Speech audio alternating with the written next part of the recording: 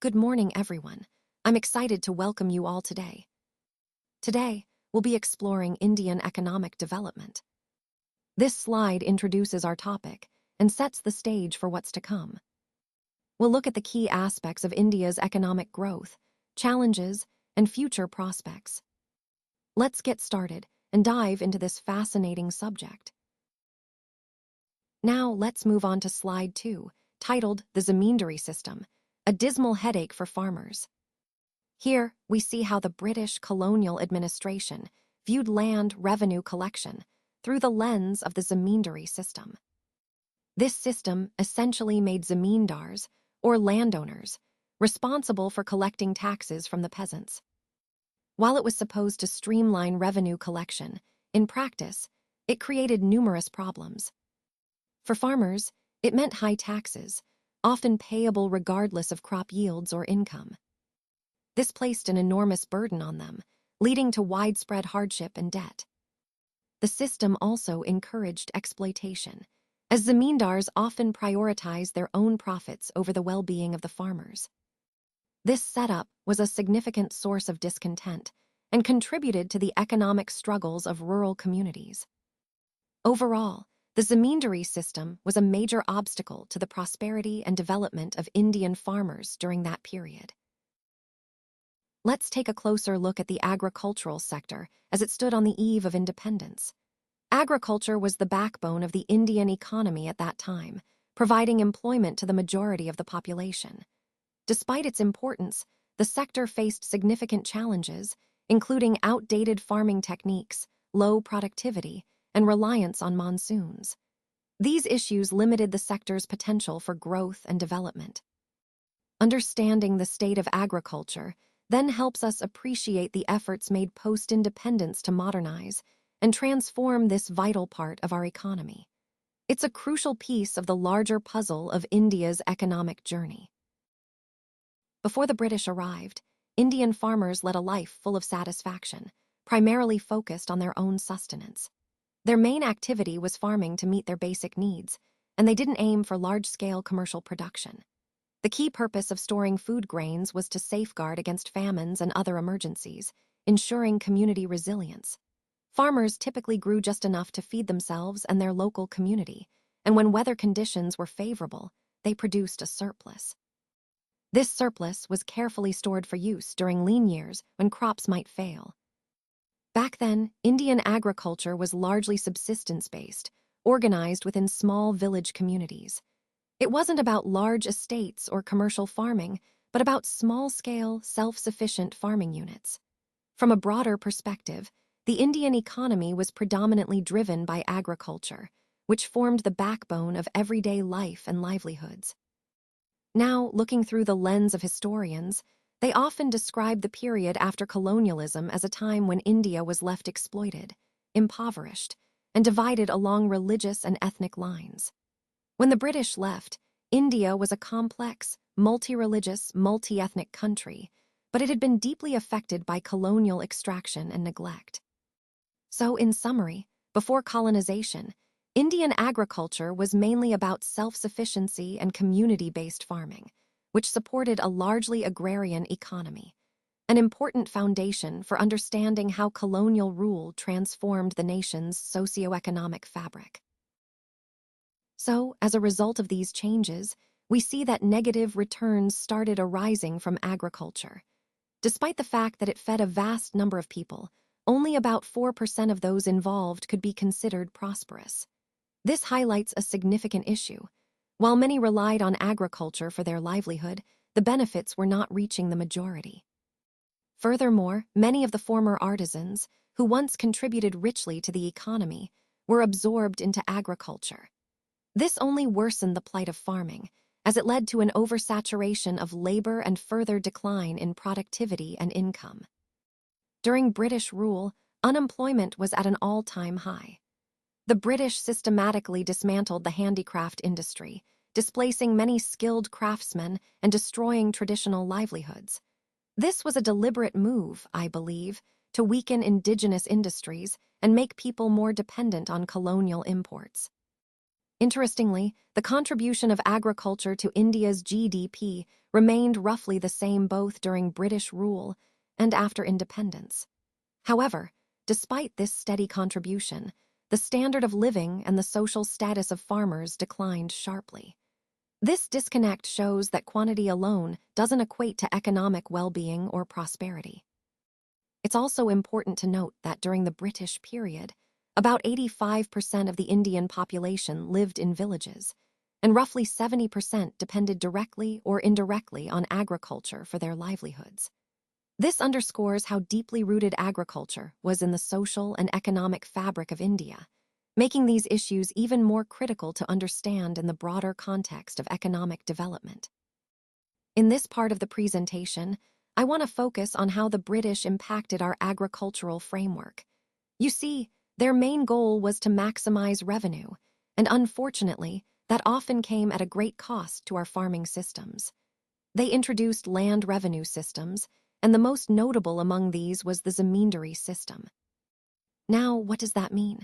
Essentially, the British viewed agriculture as a kind of golden cow, something they could exploit for profit. Their primary concern wasn't about the well-being or sustainability of our agriculture. Rather, they were worried about how they could extract more and more money from it. This perspective led to policies that prioritized revenue collection over the needs of farmers and the land itself. So, when we look at this period through the British lens, it's clear they saw agriculture mainly as a resource for their economic gain, often harming the very foundation of our country's rural economy. Many of the cultivators, unfortunately, became landless laborers, which was a significant shift in their traditional roles. To meet their tax obligations to the government, these peasants were often forced to borrow money from local moneylenders. This situation created a vicious cycle because once they borrowed, they couldn't easily pay back their debts, especially if they couldn't produce enough crops. As a result, they got trapped in a debt cycle that made their situation even worse. Meanwhile, the zamindars, who were originally landholders, became landlords in perpetuity. They acted as middlemen between the colonial rulers and the peasants, collecting taxes directly from the village communities. The peasants were required to pay fixed amounts of money to these zamindars, regardless of their harvests or income. The House of Zamindars was formalized with the permanent land settlement introduced by Lord Cornwallis in 1793. This policy had a major impact on regions like Bengal, Bihar, and Orissa, and later North Madras. It established a class of zamindars, a social elite, who had the legal right to collect taxes and maintain control over large areas of land. By the end of the 18th century, we also see that village communities started to disband under the pressure of these new economic and social forces. The traditional social fabric was beginning to unravel, which further altered rural life and the way land was managed. This entire zamindari system was a dismal headache for farmers. It created a cycle of debt, dependency, and social upheaval. It fundamentally changed the relationship between the land, the peasantry, and the colonial administration, often to the detriment of the farming communities. So essentially, the situation was a win-win for the zamindars and the British, but a lose-lose for the farmers, small cultivators, and sharecroppers who were caught in the middle. They were stuck between the state and the zamindars, with little room to maneuver. Moreover, they were required to pay the revenue and rent to the state on specific dates, regardless of whether the money came from their farming activities or from loans they had taken. This meant that the farmers didn't really have any incentive to improve their farming or to feel sympathy for their own plight, because they were forced to prioritize paying the revenue, even if it meant draining their own pockets. The zamindars, on the other hand, weren't concerned with the economic struggles or problems faced by the farmers. Their main goal was simply to collect the revenue and enjoy their share of the profits. They showed no interest in understanding or addressing the farmers' hardships. Under the zamindari system, zamindars were recognized as the landowners who had the legal right to mortgage, bequeath, or sell the land. The government held them responsible for ensuring the land revenue was paid. If they failed to do so, the land could be confiscated and sold off.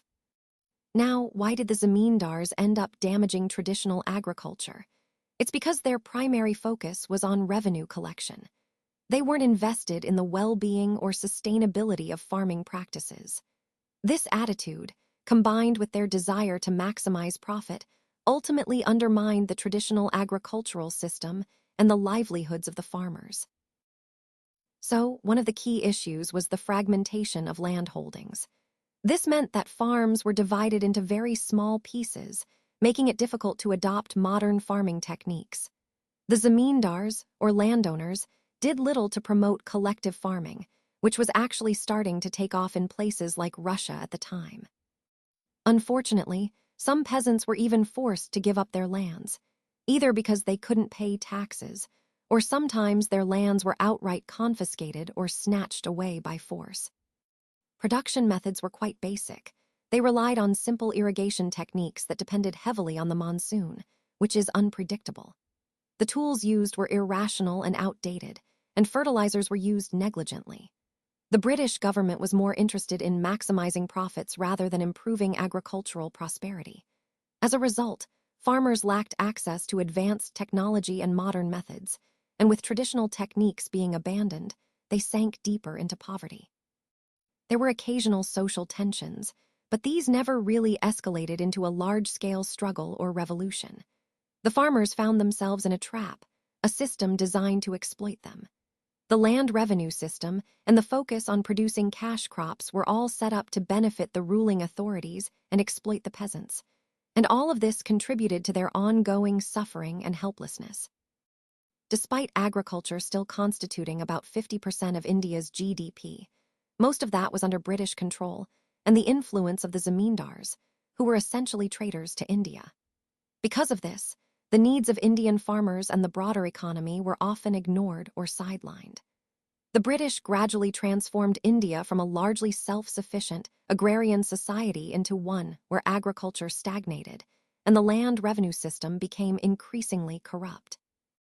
In many states like Bihar, they promoted indigo cultivation, which was mainly used for export. Cash crops such as cotton and other textiles became the main products exported to Britain, where they were processed into finished clothing. This shift towards cash crop production marked a significant change from traditional farming, which primarily focused on food crops like wheat, rice, and barley, staples that supported local populations.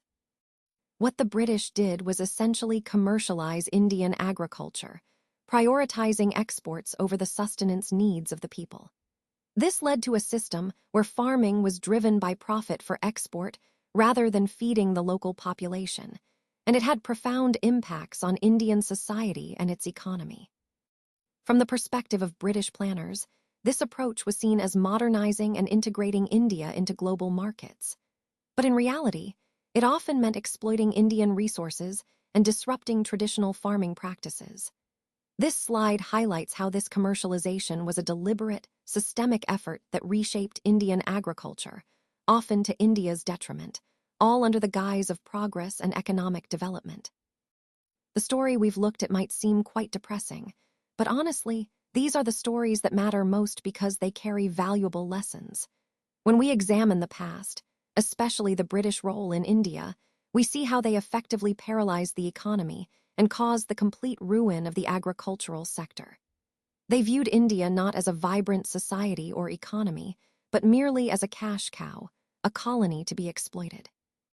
This perspective led to policies that drained resources and disrupted local farming systems. As a result, agriculture fell into such a deep crisis that it took decades of careful, strategic planning to even begin to recover. This conclusion ties back to the overall theme of how external influences and mismanagement can have long-lasting, damaging effects on a nation's development. It reminds us that understanding these historical lessons is crucial for shaping better policies and fostering resilience today.